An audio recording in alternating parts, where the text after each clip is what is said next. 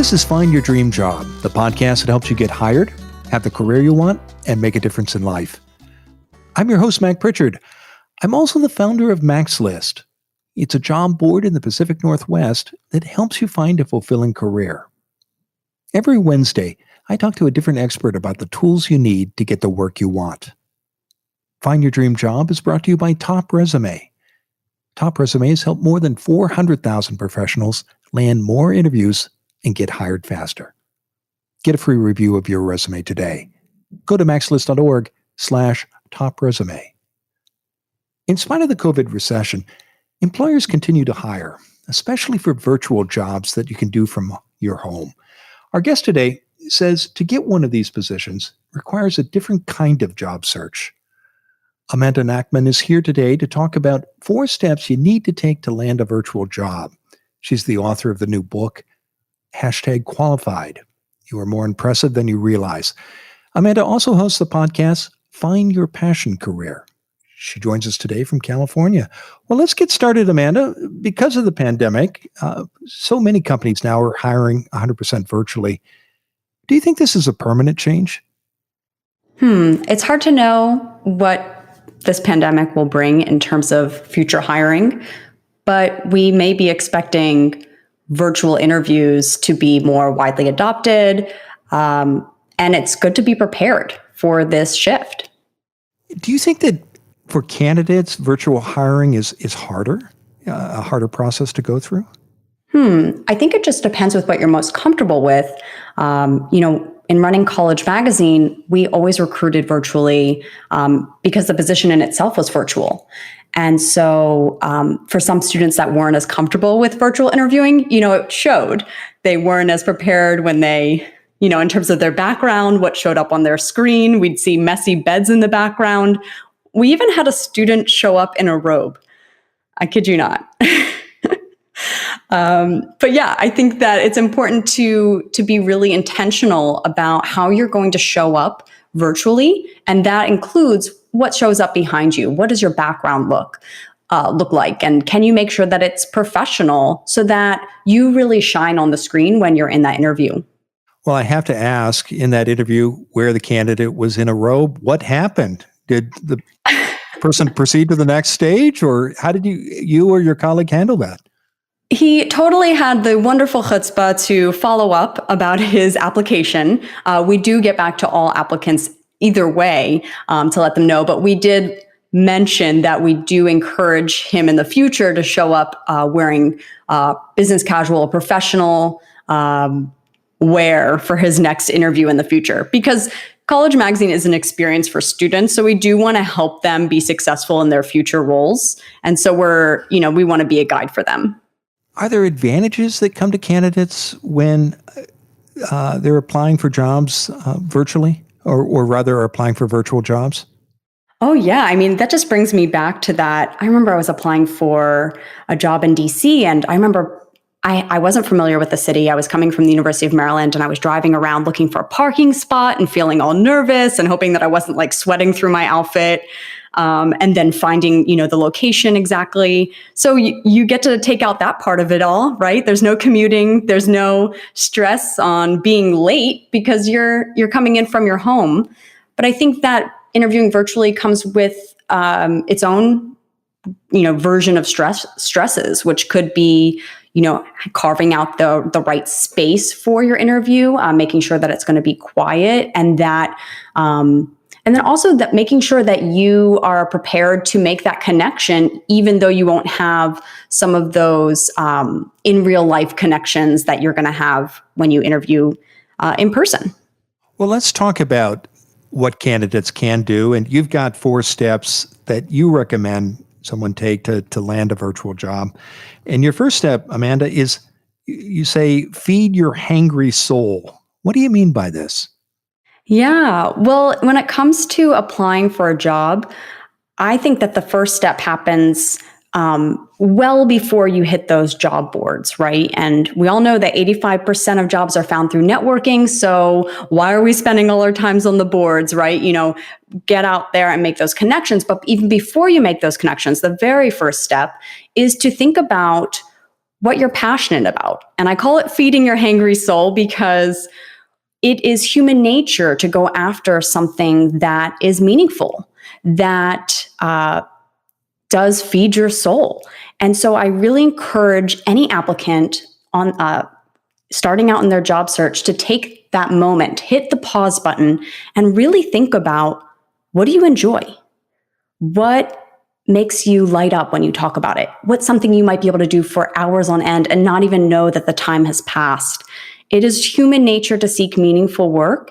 And when you really take that time to consider what you're passionate about, whether it's a level 1 passion or level 2 or level 10 passion, when you really take that moment to identify what you care about, you are setting yourself up for greater success in communicating your interests, your strengths, your values, your skill sets, and making a greater impression come interview day.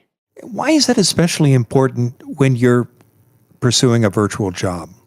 Well, I don't know if it's necessarily important for virtual versus in real life, but for today's competitive job world, I do believe that passionate people are more likely to get the role because there's less roles available. And so employers can be more selective. And don't you think they're going to want someone to work for their organization that has a greater connection to what they do? You know, for example, if you're applying for a role in health and wellness, and you feel very passionately about yoga and you read a lot of wellness magazines, and maybe you've created an Instagram dedicated to a new yoga pose each week, that really shows that you're very connected to their mission, and it makes you stand out as an applicant. What about mindset, Amanda? I know you've written that is an important part of doing a search like this. Tell us more about that. Yeah, on the job journey, it's not often talked about how much rejection happens. We've all experienced it, not hearing back from a job opportunity or getting that rejection letter. And in order to be prepared for that rejection, my message is for applicants to set themselves up with a qualified mindset. It's why I wrote my book, #qualified. You are more qualified. You are more impressive than you realize. And, my message here is that if you are set up with a qualified mindset, and what I mean by that is if you fully realize that you have the interests, strengths, values, skill sets, and passion needed to go after the career of your dreams, then you will be prepared for any rejection that comes your way. You will be armored up, because when you do experience that rejection, science tells us that rejection hurts and your self-esteem plummets. And so that's why you need to be able to bounce back from that rejection to keep going after what you really are passionate about. And how does your mindset help you manage that rejection? What's happening there? Yeah, you start to tell yourself a different story. Instead of, I didn't get that job and I'm not good enough, it's, I didn't get that job and it's not personal. And I should still go after what I'm passionate about. And when you start making connections with people in your field, which is another one of my pieces of advice, you'll start to see that, that one job isn't the only way to go after your passion, that there are so many opportunities out there that you probably just haven't heard of yet. How do you recommend a listener work on their mindset and build that mindset that will help you deal with rejection? Yeah, well, that brings me into my next step, which is tell me like your BFF would, which is identifying your strengths. When you take the time, and I encourage all of your listeners to carve out, I dare you, 20 minutes today to write down your strengths, and not just 1 or 2. I challenge you to write down 20 of your strengths. When you take that time to identify where you shine, and sometimes you might need to ask a BFF what those strengths may be, because you may not be able to see it yourself. But when you take that time to do it, you start to further armor up your mindset around how you are qualified to go after this opportunity. And in writing down your strengths, you want to also think about times when you've demonstrated them. Stories that show off your strengths. Is your strength that you're a great writer, or that you are great at project management or leading a team, or maybe just that you're very dependable. And a way to tell that story is a time that you could be dependent on for picking up a friend at an airport. It could be as simple as that. Of course, it can be more complex, like that time that you led your team in a PowerPoint presentation and you helped collect the research and bring everyone together and divide up the roles. And, you really excelled in that public speaking moment. When you are able to frame your strengths in a story, you are just further armoring yourself up for that qualified mindset, and you're better able to speak to how you are qualified to go after what it is that you want. Why do those stories matter to recruiters?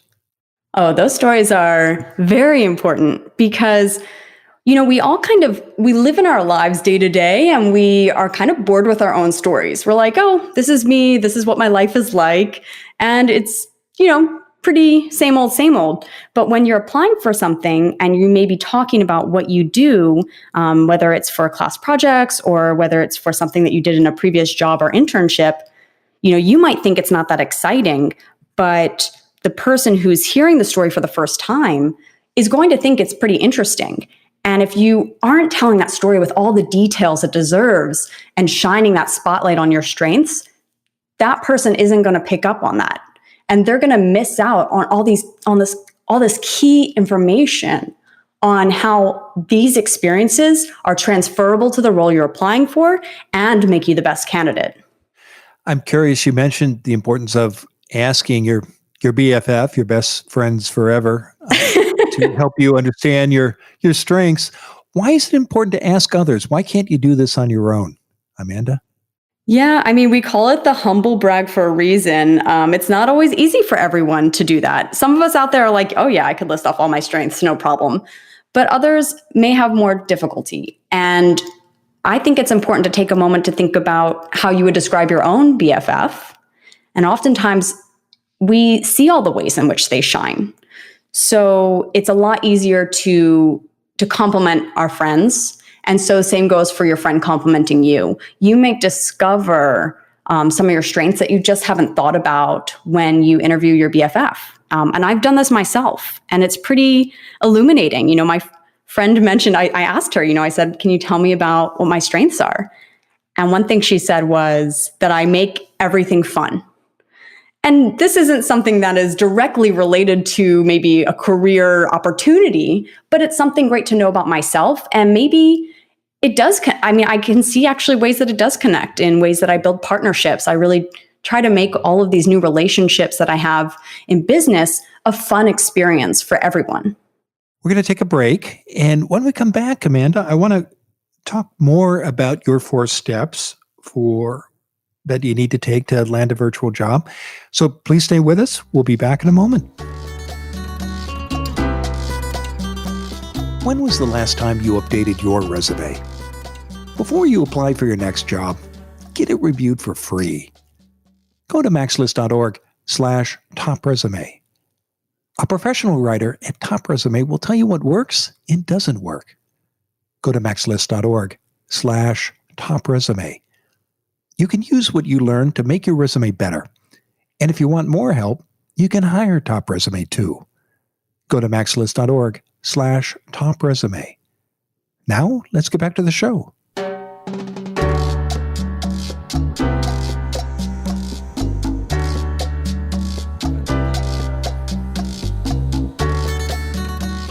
We're back in the MaxList studio.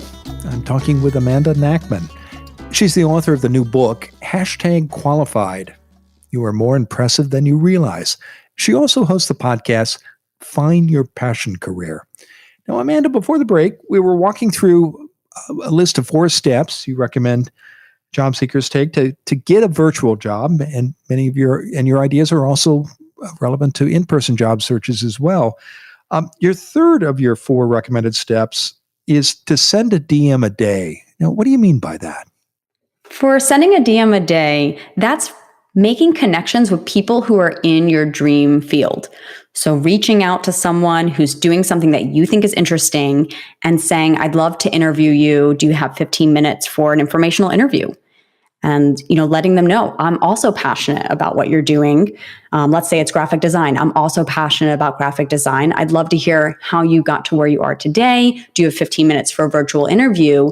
And, you might not hear back. You might hear I'm too busy, but some of the times you're going to get that yes, and you're going to be able to connect with someone who's doing what you want to do. And through that conversation, staying curious, asking those questions, you're going to learn the blueprint for how they got to where they are today so that you can follow those steps too. Why do you recommend doing it once a day? I like to break it down to a DM a day because a courageous connection, and yes, it is courageous. We've all been there, about to send that LinkedIn message, and it is scary to hit that send button. It's intense. And if you can break it down into a DM a day, slightly chipping away at making those connections, you're going to be building your network over time. That's really what a DM a day is. It's building your network. And if 85% of jobs are found through networking, then that's where you want to be spending 85% of your time. Who do you recommend targeting? Should it be the CEO at a company or somebody else? Wouldn't you just love that if you could just send a LinkedIn message to the CEO and suddenly you're hearing back from every CEO and you just have those interviews lined up for your month? They're standing by waiting for your message, aren't they? I think the CEOs are going to be a little busy, but you never know. Hey, shoot for the stars. I think it's good to mix it up. And I also encourage to message someone that may be just 1 or 2 steps ahead, someone that may have a little less on their plate and have more time to give you in that informational interview. They're going to also be very honored to hear from you because they're not getting these requests on a regular basis. Are these people that are already in your network? They might be people you're connected with on LinkedIn, for example, or are these people outside your network? It can be both. I think it's smart to start with your current network. So looking to people that went to your university, people that were part of a student organization you were part of, friends of friends. And that way you have something that could be a nice icebreaker and a good start. For me, if I reach out to anyone that went to University of Maryland, I'm going to say it's really exciting to speak to another Terp. I'd love to hear, about your career journey. And that's a really great way to make that connection. But your passion alone can be the connecting dot. Is this something you recommend that people do just during a job search, Amanda, or should it be a career habit? Oh, well, I think it should definitely be a career habit. Easier said than done. I had one student, though, she was currently in a job and just wasn't really feeling that she was feeding her hangry soul, right? She didn't feel passionate about the work. And so I encouraged her to send a DM a day. And she did. And she would text me, actually. I became her accountability partner. She texted me one person that she reached out to every day. And before she knew it, she was very passionate about creative writing. And she was speaking to an editor at Wayfair and a digital copy editor and someone that wrote for Forbes and then other smaller publications that I hadn't even heard of. But she said that she felt more inspired and less lonely when it came to her career journey. And I think that's just so important to know that no matter where you are in your career journey, that you are not alone. And there are people out there that want to help you. What difference did those daily contacts make in the case of the person you just described? How did her job search end? Yeah, she felt opened up to new opportunities that she hadn't heard of before. And each woman, she spoke to mainly to women in these fields who wanted to introduce her to somebody else. And so everyone was just thinking of different ways to help her. And she ended up finding a role that she is now in that she loves, where she's able to flex her creative writing in a new job. Your fourth and final step for landing a job virtually is to apply from the upside down and zoom like a boss. Wait, what do you mean here, Amanda? I call it the upside down application because it's the reverse of what you think you should be doing. A lot of times when we think we should be applying to jobs and, getting those applications in, oftentimes our first instinct is to hit the job boards and to send in our resume and cover letter. But I think it's unrealistic to believe that on the day that you start job searching, that the exact right role is going to be open for you on that day. And instead, I take it I flip it on its head. I call it the upside down job application, because instead of applying for the job like you think you should, instead I want you to make those connections with people who are in your field, or look for people that work for companies that align with your interests, strengths, and values, and start building those connections so that when something does become available, you're top of mind. Or they may be able to connect you with some opportunity that may not be listed yet, which is often the case. And how do you Zoom like a boss? Zooming like a boss is being really intentional with how you show up on Zoom. So thinking about your background, considering what can be heard around you. So if you have roommates, if you have family around, letting them know you're on an interview, and that you're going to be taking it very seriously. This comes across in your interview, making sure you're centered on the screen, you have some good lighting, all things to consider. So that way nothing takes away from your message and your opportunity to connect with the person who you're interviewing with. You mentioned earlier something you described as a courageous connection. What do you mean by that, Amanda? Courageous connections are connecting with anyone that is in your field or connects with your passion, and sending that message, right? Whether it's on LinkedIn or sending an email or picking up the phone and making that call. It takes courage to reach out. It's something that we're not all that comfortable doing. I still get nervous to this day. And I've been in journalism for years, reaching out to sources even, but it's something that it's like a muscle, and as you flex it, it gets stronger. But the more courageous connections you make, the more you're building your network, and the more you're learning for how to be successful in your career. And what difference can those courageous connections make in a job search? They make all the difference. When you are connected, you are opening doors that were previously closed. You are learning about jobs that you probably haven't heard of. A lot of times I ask students or recent grads to name 5 companies. And oftentimes they're naming these grand, consumer product companies like the Googles of this world that have thousands of employees. But there are over 14 million companies with under 100 employees. So just imagine all of these companies that you've just never heard of. So taking the time to discover them, and the way to discover them is through people. Someone didn't know, a lot of times you're going to interview someone that may be working at your dream job, and it turns out there's a lot of smaller companies they worked at before they got to that role. Do you find the people you work with face less competition when they're exploring opportunities at those smaller companies versus a Google or a Nike or an Apple? Oh, for sure. And you are able to make, it's easier for you to get those connections, to get your foot in the door, and to make clear cases for why your passion is your differentiator. Because there's going to be fewer applicants. They're going to be dedicating more time to you and your application. The Googles and the Nikes of this world have so much talent to choose from that it's going to be tough to stand out. And the way to stand out is going to be through connection. So if you're not connected there, it's going to be a tougher journey, and you might face a lot of rejection. Although the career journey in general is a journey of rejection. I think a lot of people glaze over that, and that's what I want to draw attention to in qualified. Of course, that sounds really dark, like, oh, you're going to face a lot of rejection. Good luck. It's not that dark. It's that if you do armor up and you have a qualified mindset, it won't feel as personal when you do face that rejection. Rejection is a fact. It's going to happen frequently during a job search, isn't it, Amanda? Oh, yeah. And hey, ask people when you're making those courageous connections about the rejection that they faced. And they'll be able to share those stories with you and those learnings. I remember I applied for 3 magazine internships and was rejected from all 3. And then I held an informational interview with someone that worked at Washingtonian magazine.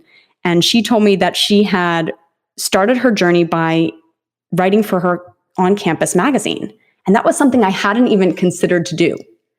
So, here I was like kind of kicking myself. Oh my gosh, I thought I was so qualified for these other opportunities, but I was applying with my essays on Shakespeare. and other kids were applying with their clips, right? Their magazine clips. So that next day I went to my campus magazine and applied and started writing articles for my campus magazine and building my portfolio. And for that next magazine internship, I got the role. Well, I've enjoyed our conversation about these 4 steps. Amanda, now tell us what's next for you. Yeah, well, so what's next is, the book just released. It's called #Qualified. You are more impressive than you realize. And right now I'm taking the book on a virtual campus tour. So if you're a college student, if you book speakers and you'd like to have a workshop or a keynote at your university, let me know. You can reach out to me at amandanachman.com. Of course, you can also follow me on Instagram if you're looking for more tips and inspiration on how you can feel qualified to go after your dream career. We'll be sure to include the URL for your website in our show notes, as well as the link to your new book. Now, Amanda, given all the great advice you've shared today, what's the one thing you want a listener to remember about these 4 steps you recommend taking to land a virtual job? I would tell listeners, first off, you are more qualified than you realize. And secondly, to think about a time when someone told you that you were qualified, that you were good enough. Think about how that made you feel. And then pass it on. Let somebody else know that they're qualified to go after their dreams. And when we all go after something that we're passionate about, we make a greater impact in the world. And there's a ripple effect. When you do something that you love, you change the world.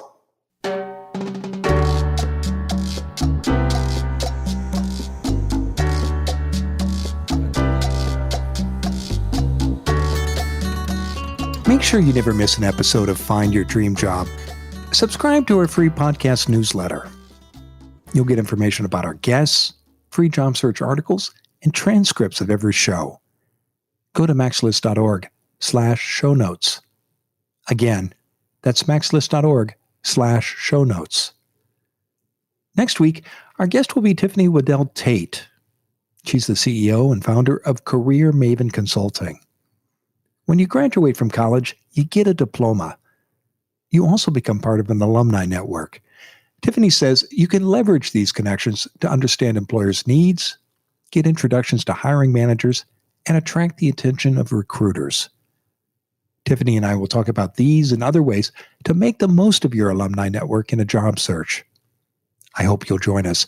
Until next time, thanks for letting us help you find your dream job.